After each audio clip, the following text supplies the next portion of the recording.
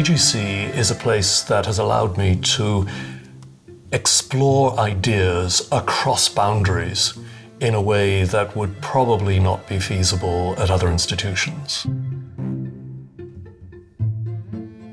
So Ivan, I think you first, at least to my knowledge, came to the BGC in January of 2009 when you spoke. We were in Bard Hall at the time when this building was being renovated. You spoke about damage.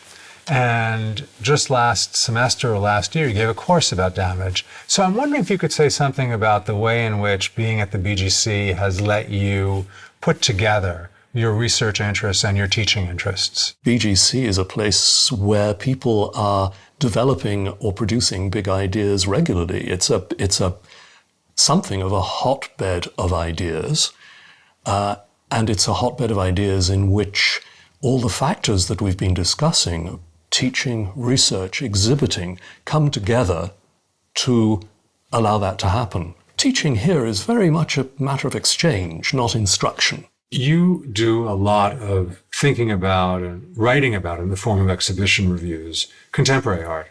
And I'm wondering if you have some thoughts about what the next step, the next version of exhibiting could be, especially in an academic context? I'm interested in art. I'm not interested in art exclusively. I'm interested in material things of all kinds. But insofar as I'm interested in art, I regard art as something that never stops.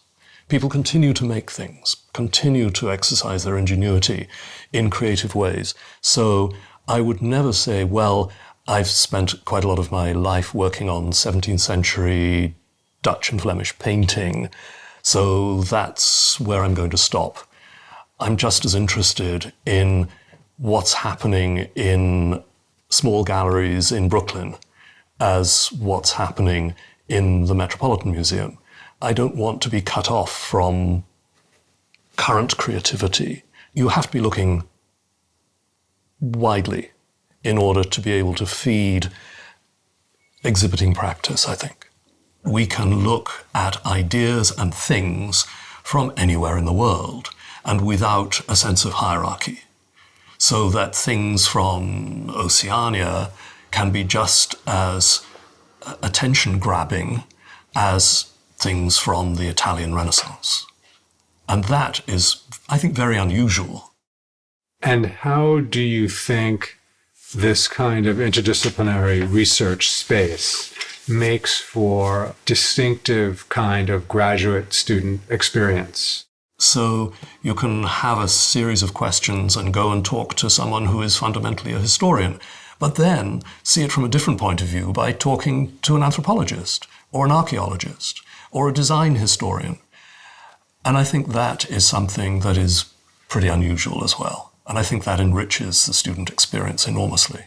Students could be involved in the conception and the execution of exhibition projects with faculty and with gallery professionals.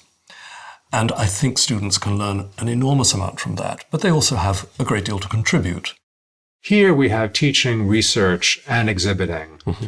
How does the presence of all three of these axes change the character of an institution, the character of faculty experience, and the character of student experience? Much of the teaching by the faculty here is the presentation of their own new and ongoing research, that these are interdependent, that no one here is simply recycling yellow sheets of paper that they wrote their lecture notes on 20 years ago. That does not happen, as far as I'm aware.